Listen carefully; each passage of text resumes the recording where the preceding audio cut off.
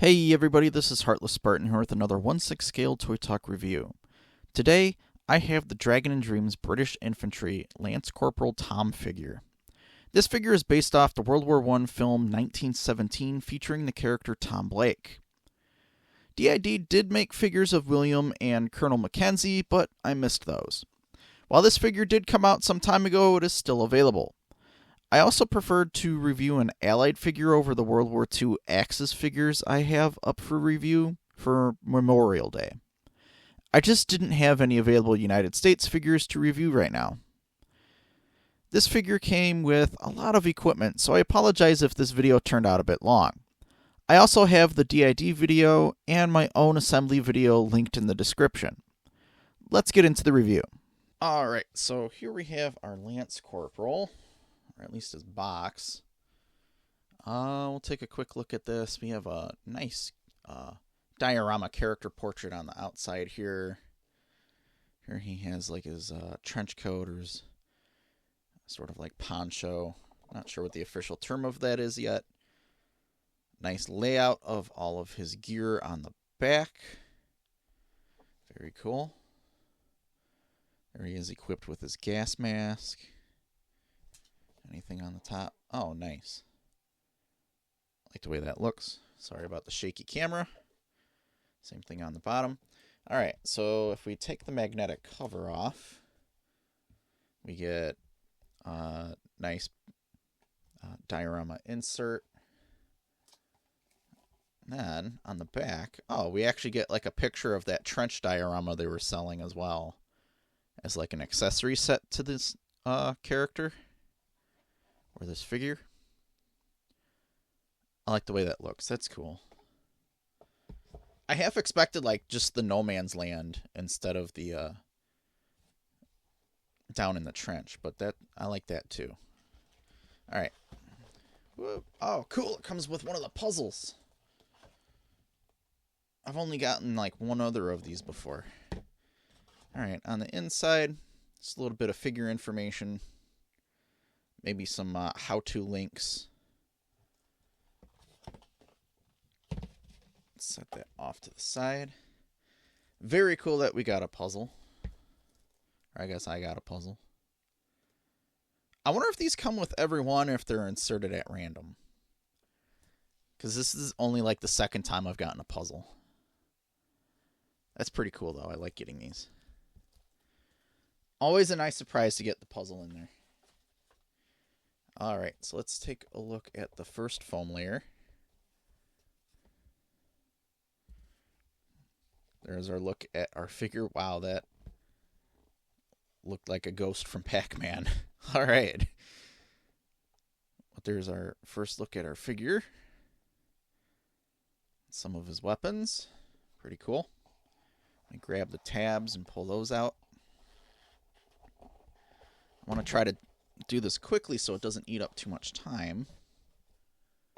Whoops. And there's our second layer. Now this is also the bottom layer. Is there anything hidden under the poncho? No? Okay. Alright, so then I'm going to take all of this out of the boxes and lay it out, and we'll go over each piece. Alright, so here's Tom and his equipment out of the box, and I mean, he comes with a lot of stuff. Alright, let's take a look at the head sculpt first. The rather unpleasant expression on his face, but the face looks... Sorry about the camera. There we go. Looks pretty realistic. It always just kind of blows me away with the eyes. And even how glossy they are. And this figure's got an open mouth on him too, and like the teeth are detailed as well. That's pretty cool. I don't see that too often. A little bit of veins near the temple. I like how there's like dirt, but then a little bit of pink in the ears too. Like I always like all of the little extra, all of the extra little details that they put onto the head sculpts. And if we take a look at his uniform, he does have like a regular shirt on underneath. Very nice detail. I think it's buttoned on. Yeah, so individually buttoned instead of like a zipper, like a hidden zipper or Velcro. Made with a very nice material. There's a little bit of foam I can feel added underneath to give it some padding to make it look a bit thicker and a little bit more realistic. That's pretty cool.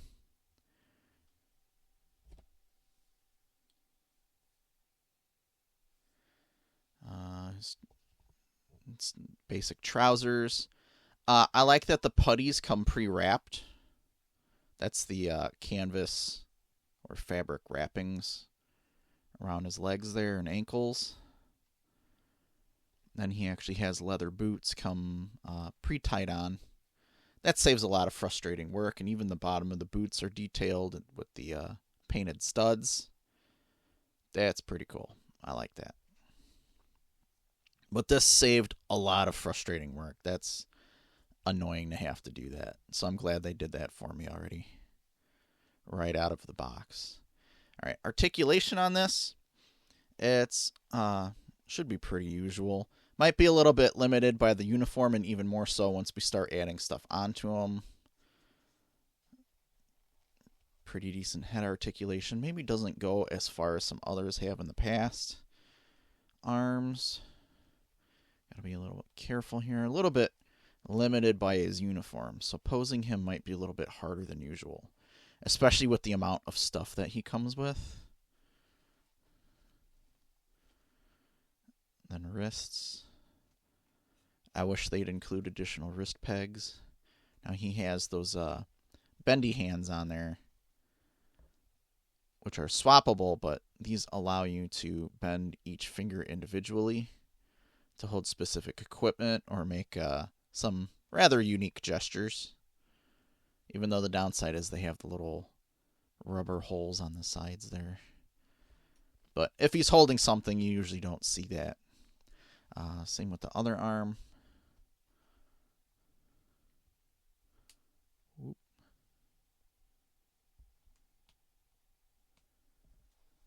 Want to be wary about that wrist peg. Waist. Feel a couple of joints. I think there's like an upper one, like a mid-chest, mid-waist, and then a lower one at the pelvis and the hips. Then legs. We're getting a bit limited by his uniform. Yeah, the putties are kind of keeping his knees from bending. And then ankles are pretty good, even with the putties over them. All right. So I'm going to set him off to the side so the camera doesn't focus on him. And let's take a look at this here.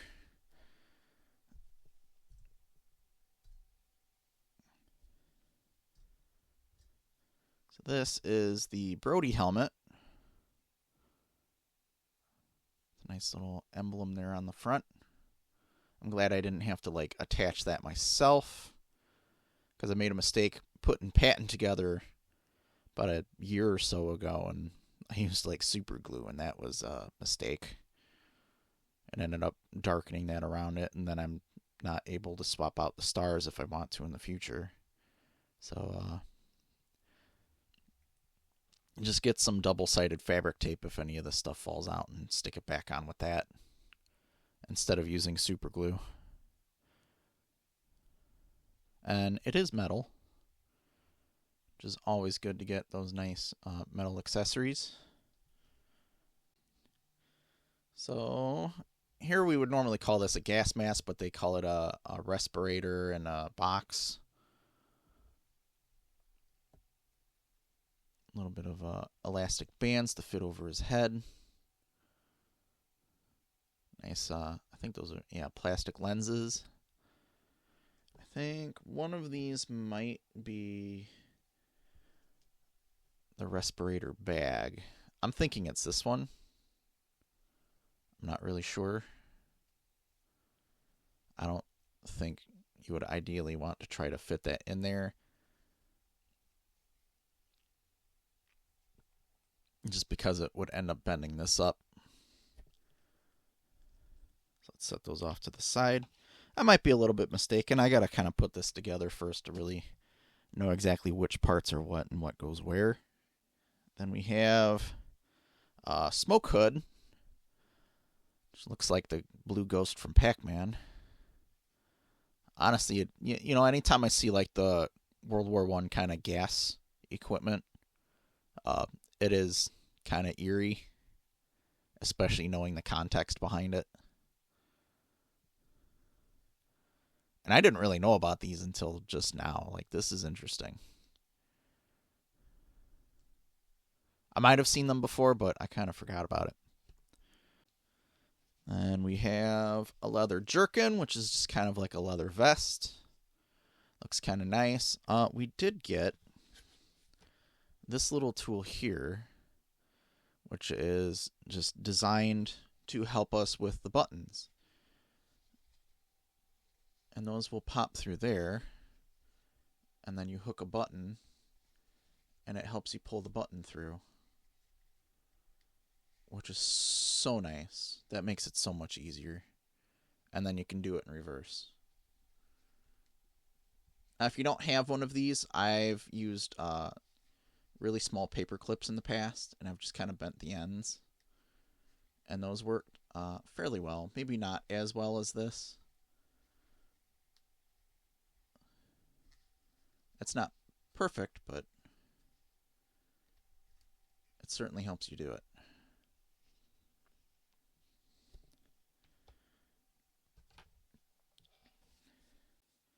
Then, well, I kept calling this like a poncho or like a raincoat or a trench coat. They're calling it like a military cape. I mean, I imagine it has a variety of uses for, you know, just all of the above. It has some of the holes on there that they can thread through to kind of rig it up however you like. And a few buttons on there as well. But I like the way that looks, and it's a pretty decent material to give us that look that we want. Okay, up next we have a little mess tin. Let's see, how do we get this one open? Doesn't? Oh, okay. Well, it doesn't come with anything on the inside of it. It just looks kind of nice. This can't tell if it's just thin metal or if it's made of plastic. That feels like plastic, but this little wire handle's metal. And then little mess bag to loop onto his belt for that. Alright, then we have a P14 leather belt. I might have a couple of these end pieces on here wrong. I'll have to fix those later, but they kind of slid off on me when I was taking them out of the box. And it's going to take me a while to figure out exactly where all these straps and things go. But I will have like an assembly video linked in the description of just me figuring that out and putting this together. It just might be a bit long. And more than likely unedited. Then we also have two shoulder straps. Both of these are leather. When putting these on, I'd be a little bit careful because you might stretch them and pull them, and if you work them too much through some of the slides of like the belts and stuff, these can possibly tear, so be careful with those.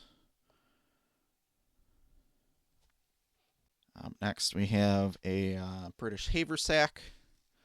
It just has like a little foam or paper inserts in there to kind of puff it up. It doesn't actually have anything inside of it. Just for show. But that'll connect to his strap somehow. Then we have a British canteen with the little leather carrier.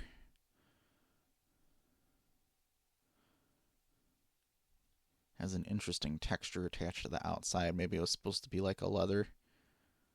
Not really sure. I don't think the cap... No, the cap stuck on. Then it's just kind of tied on. Right? Can't take the cap off. Or no, we can. Okay, it's got a little cork in it.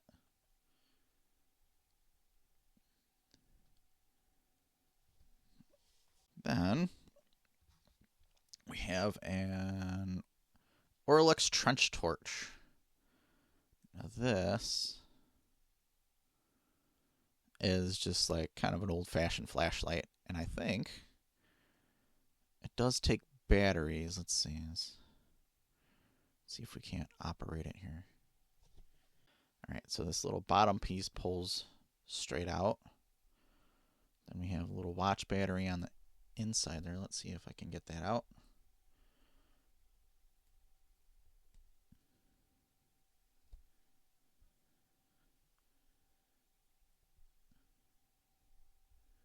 Push the battery back in.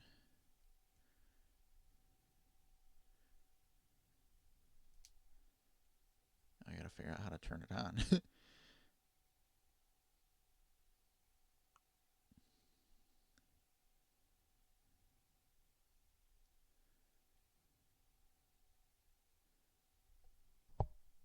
Okay, there we go. Okay, I still had some plastic in there. I had to pull the battery out with some tweezers. And then once I stuck the battery back up into the bottom, the light was flickering, and I kind of spun the battery just a little bit, and then the light became steady. So that's kind of neat. The only thing is there's not like a switch to turn it on and off. So to do that, I guess we just got to take the battery back out.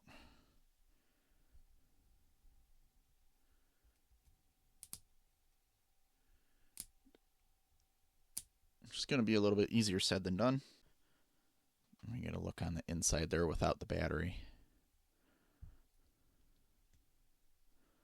I'm just going to leave the battery out for right now. Set that over there. Does it say what type? CR927 3-volt SC, whatever you need to know for that. All right, then we have a British Army flare pistol. Let's see. All right, so that actually just pops undone like that. And then it comes with, yeah, it's hollow there. 2 little flare cartridges.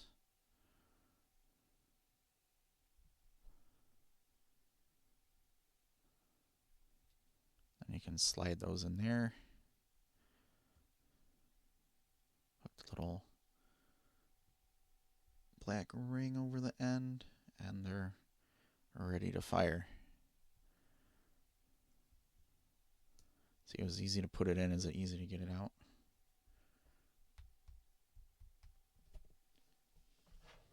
Okay, tools of the trade. There we go.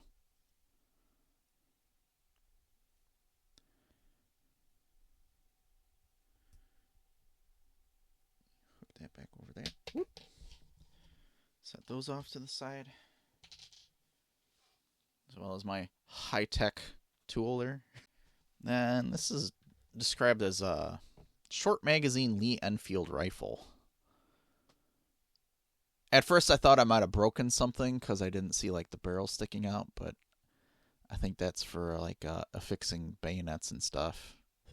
It's supposed to look like that. See, does the magazine come out? Yep. Got some bullets in there. Got our little chamber. Let's see, does this work? Yep. So I'm trying to be a little bit careful, but there we go. That's pretty cool. I always love when those operate like that. Those nice little built-in functions. It feels like wood and metal, but I think there's might be some plastic parts in there as well, so just be careful with that.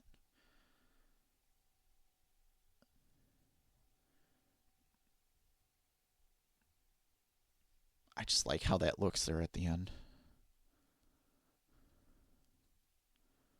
This has a nice weight to it, too. I mean, these had to have been quite heavy in real life. Now, this is described as a World War I 1907 pattern SMLE bayonet and scabbard with frog. I think the frog is like this leather piece that helps attach it to the belt here. So if this comes off like this, how does it attach to the rifle? Oh, okay. There's this little knob sticking out the end there. And then it just slides onto there, and there's a little point sticking out just under the barrel. That there's a little loop on our bayonet. And that will slide over that. And that actually stays on there really well. I've had other bayonets fall off of rifles, but this one, yeah, that one's staying on there. That thing is big. That is a huge bayonet. All right. And it is definitely metal. The end is quite pointy, but it's not sharp. You're not really going to cut yourself on there. A little bit of a brown painted handle on that. That looks pretty cool. I like how that actually stayed on there. So let's go ahead and put that back into the scabbard with the frog. Some wonderful names for these things. So this is a 1908 Helve carrier. I think it's just some sort of like an equipment pouch bag thing that attaches on, and is, I think its design is to just kind of help strap things on and carry a variety of equipment. I'm not really familiar with this.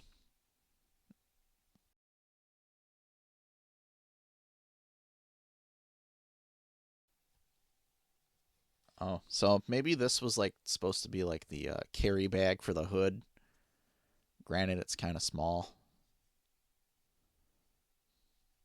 but this is the only other carry bag that isn't necessarily accounted for. So I don't think we'd actually fit that in there just because of the scale, but I think that's what that one's supposed to be. Then we have a little compass, which I really like the look of this. Let's see if I can't zoom in here. It's a little bit gritty. Oh, there we go. There's the detail. That is much better than I thought it was. Love how it has that kind of worn, beat up design to it, and that kind of brass look on there. I like that. And a little filthy window. That's cool. I like that. And then it even comes with a little leather pouch. Can be strapped onto the belt, I think. Then we have two P14 leather ammo pouches. Nothing on the inside of them, but they look pretty neat. Those will slide onto his belt.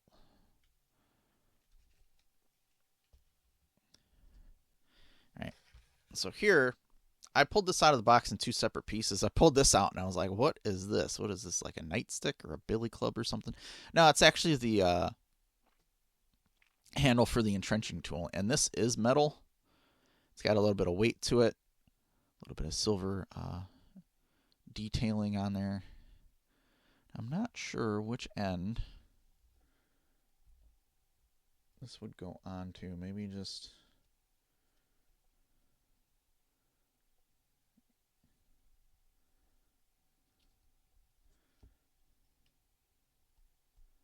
oh, there we go.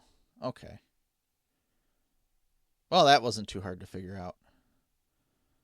And then the little carrying piece here. I'm not sure where this goes in the meantime, though. If he's just going to carry it. Or if I'm putting it upside down or something. I'll have to work that out later.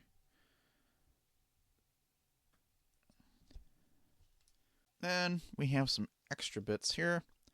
Some extra buttons that he may or may not come with that fall off. The kind that you don't actually thread through anything. I'm not sure which is which here. And they're in a couple of different bags. Sorry, it's hard to move them and I don't want to lose them. Okay, we get an extra clip for sure. Oh, there's the, what is that, East Survey? Hold on. East Survey Regiment shoulder titles, that's what those are. So there's a couple of those, and they actually appear to be metal. So those will be interesting to put on. Then down here, there's the Lance Corporal badges and the division insignias. And those have some fabric tape on the back of them to make them nice and easy to put on. Then lastly, we have our two extra hands. We have our trigger hand and our weapon holding hand. Other than the bendy finger hands, the bendy hands that he came out of the box with. So this is going to be interesting putting him together. I will have my assembly video relatively unedited, just kind of linked in the description of this video. For now, let's get into a montage.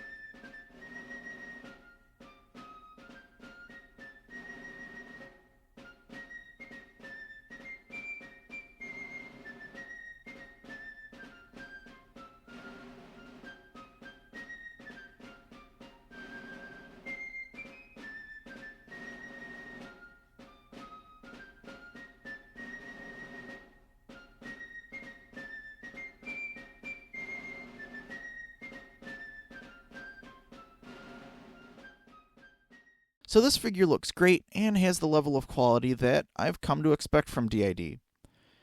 His accessories are wood, metal, and leather, with some necessary plastic added in. I liked that the putties were already wrapped out of the box. I did, however, initially think I lost some straps, but the straps were wrapped around two foam cylinders in the second layer of the box. You have to pull that foam out to find them. I did have some of the leather on the jacket wear as I was buttoning it, and one of the straps for his gas mask came undone. I will say that assembling his equipment on the belt was probably one of the most frustrating things I've done in a while with the scale of figures, and the DiD video was helpful but too fast.